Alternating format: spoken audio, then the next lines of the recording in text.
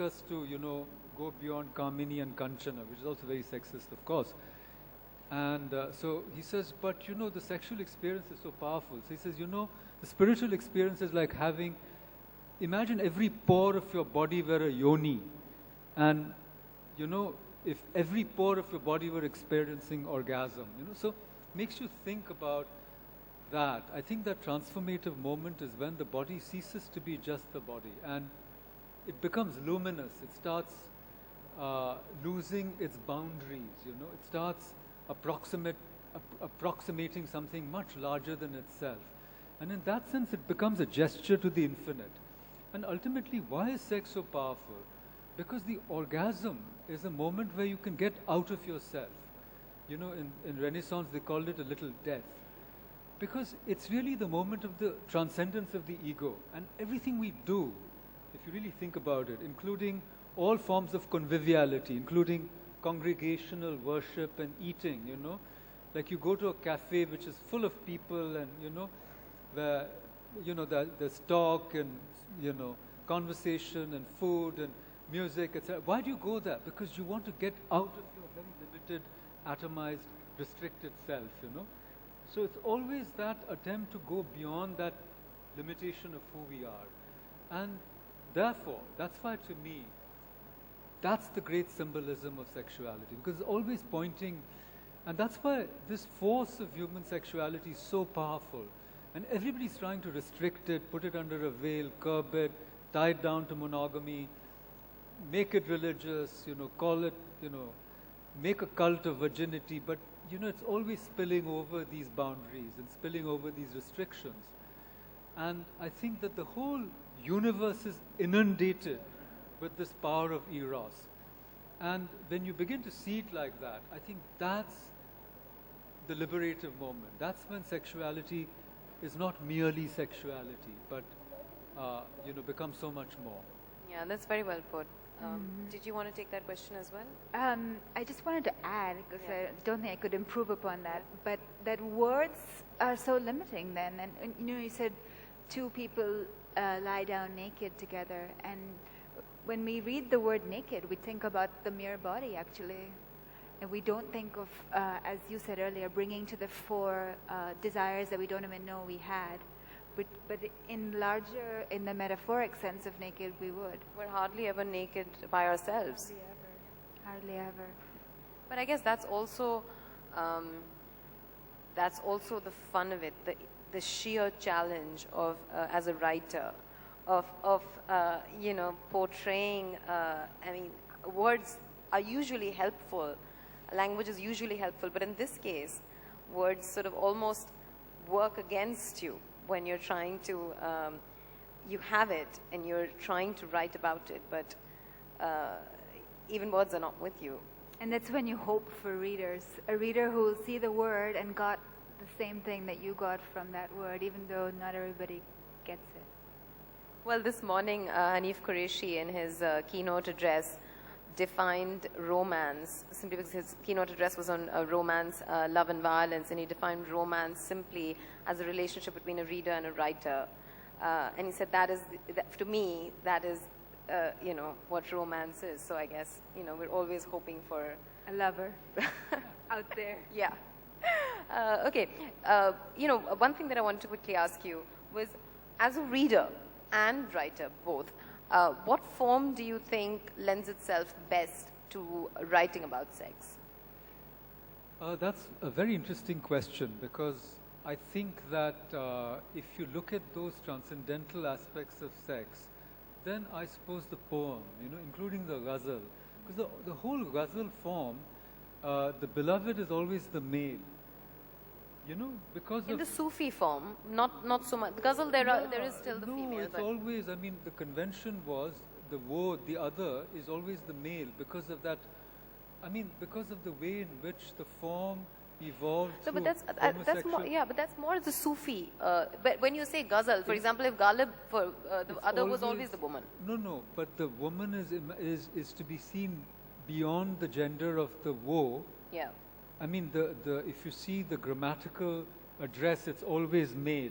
And there was a reason for it, because it was a kind of homosocial bonding, With the through- peer and with the with through yours, which the yeah. literary convention emerged. But what I'm saying really is that, so in its suggestive possibilities, the poem, and all these bhakti poems, and even the erotic poems, like the Tamil erotic poems, of Sangam literature, or the Gatha Shaptasati. Yeah, all of those. You mentioned somewhere the Radhika of Muddu Palani, Santvanam, Radhika Santvanam. But we don't know if a woman really wrote it. We don't know. I mean, we don't know who Muddu Palani really was, beyond the Yeah. point. Though Suzi Taru and others have K. Lalita. But the real point is this, but for an extended exploration of human sexuality, I think in modern times, it is the form of the novel, to me. Though you write short stories, but it's only in the novel, I think, that you can actually explore the entire gamut of what human sexuality is really about. And really, as I said, that aspect has yet to be done in India properly, because very few great writers, they were always elliptical. Even if you looked at, the great Marathi writers, or the great Malayalam writers, or the great Kannada writers, even if you look at Anantamurthy, there's this big moment in Samskara where in the forest Pranesh Acharya runs into Chandri, and they have, kind of groping sexual encounter which is liberating to him. But even then, it's not fully explored. He doesn't, like Lawrence does, So in India, when you say the great Indian novel is yet to be written, similarly, the great novel to explore, sexuality has yet to be written too in India. So to me, I think ultimately it's that form of the novel which can do it, or maybe cinema to some extent. But we don't even have The Last Tango in Paris, in India, a version of that. And Rituparno, who was obviously sort of queer himself, had the most sensitive portrayals of heterosexual relationships, including the aggression in the bedroom and all of those things, You hardly have a deep exploration of that kind in India. It's waiting, it seems to me, it's waiting to happen, Yeah. And you see, again, Karan Johar is the one who really talks about this, explores human emotions. Somebody who's queer or bisexual, these are the filmmakers who seem to go into those domains. And the others are just producing kitsch and cliche, they're not really grappling. Like, look at Tolstoy, look at what he does in Anna Karenina. Yeah. There's nothing like that. The only one who comes close is Sharat Chandra. Yeah. Because in Sharat Chandra, even in Devdas, a rudimentary text, Yeah. which haunts the Indian imagination. Yeah. Why? For because some reason, yeah. it's the crisis of Indian manhood, that's why, Yeah. This half-formed Indian male, Sudhir Kakkar says the Indian male ego is not fully formed, So that figure, and these two women, Chandramukhi and Paro, one very kind of traditional and yet bold, and the other basically a prostitute, and how they become a triangle who complete this man, So I'm saying that it's only Sharat Chandra who comes close to exploring that kind of, human sexuality in its fullness. Yeah. But I think it's still waiting to happen. Yeah. What about you? Why did you pick the short story as a form to explore these I themes? thought that it would allow me a certain heterogeneity and Yeah. a breadth. Yeah. The novel, of course, has a depth that you can't argue Yes. with. But it kind of happened. It wasn't a planned thing. I wrote a couple of stories, and then I thought, I could add some more to this, and this could be a collection. And it started to have a purposefulness to it only after a few of the stories were completed. So I can't honestly say that I planned. We were talking about the novel, and you were talking about even earlier, tangentially. Is this fine? Oh, them? Okay. Okay, you'll have to hold your mics closer. Is this better? Please don't be polite. Please yell and tell us if you can't hear us. That's the whole point. of this conversation. So, okay, you know, one of the things that you were talking about was tangentially approaching sex. You know, as a writer, I wonder if that's a fun challenge to take up too. You know, creating an erotic charge without really writing about sex, insinuating sexual energy, infusing your novel. And I imagine that the novel is the best form. I'm sure it can be done in short stories as well, or poetry. I mean, well, if you read Cinnamon Peeler's Wife, of course it can be done. But, you know, the novel is a great space to do that. Does that interest you as a writer? I think, see, the point is going back to what Aranyani said. You know, the short story lends itself wonderfully to focused encounters where you can talk about certain kinds of discoveries or boundary crossings, you know. And if you put them all together, you can have a series of these boundary crossings, you know, gender, class, maybe caste, age, you know, you're constantly crossing certain barriers, and you can take up one almost formulaically and explore it in depth in a short story. But what I meant is a extended exploration of human sexuality, you know, requires that kind of canvas, the large canvas of the novel. But to come back to your question about the elliptical, you know, I think that that's what the great writers of the 19th and early 20th century did in less liberal times in India. Like, if you look at Ghore Baire of Tagore, you know, what is the triangle between Nikhil, Sandeep and Bimala, you know? Or even in Noshto Neer, you know, what is the triangle there? The triangle is between the sort of legally wedded husband who's not able to sexually satisfy the wife. And there's no way for the wife to talk about it. And then this other character comes who seems to hold the promise. He embodies a kind of vitality, you know. And you see this kind of triangle working out in Victorian literature, say, in Middlemarch of, you know, where you see Dorothea, right, who is this wonderful young woman, but who's very idealistic, and she marries this Casaubon, who's a dried-up old man, a scholar, by the way, but, you know, and then this man comes into her life, a man called Will, if I'm not mistaken, who's a painter, who's an artist, and she's so attracted to him. And I think the real problem there is sexuality, which is never brought to the fore, but only hinted at, you know. So what I'm really trying to say is I still remember something that Vijay Tendulkar said.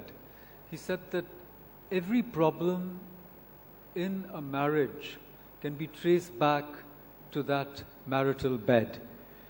And he had this serial called Swayam Siddha, where I think this Priya Tendulkar became that very famous lady who also sold detergent and all. It's another generation. The young people don't know anything about it now. But yeah, Rajni, no? Rajni.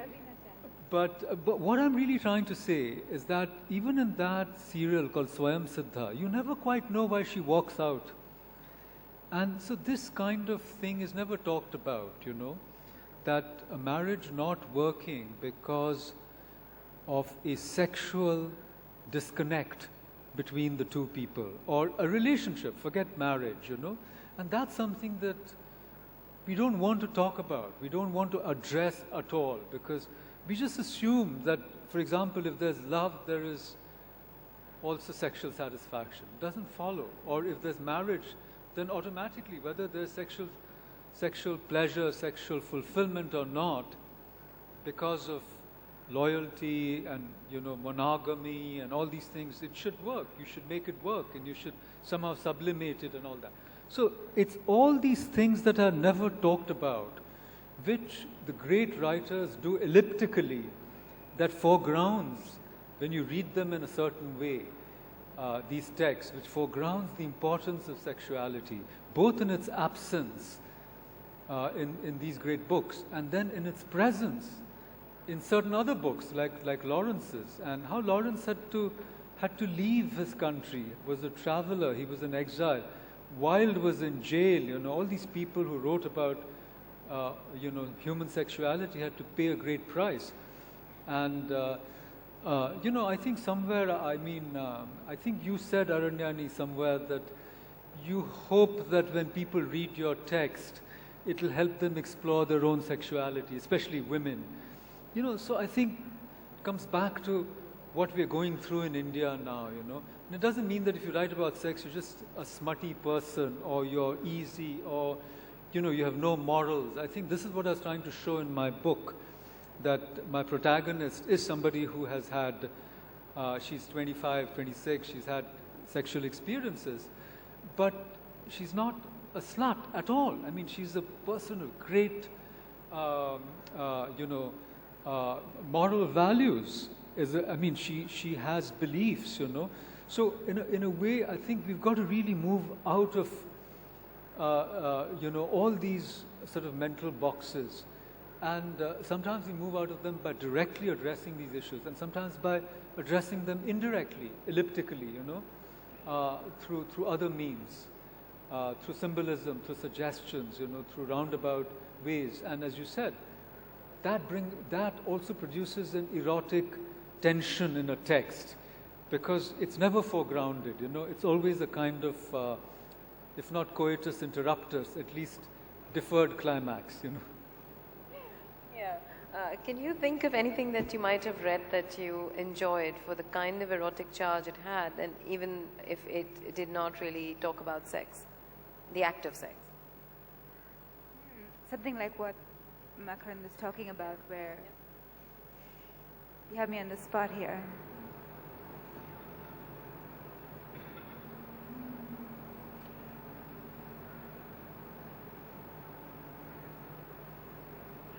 Anne Michaels has a novel called The Winter Vault, and it's a story about a couple who lose their child and then split up, as often happens when a couple loses a child, and then they each go on their separate journeys, and the omniscient narrator's gaze follows the woman, and she has a relationship with a Polish man who's come as an exile.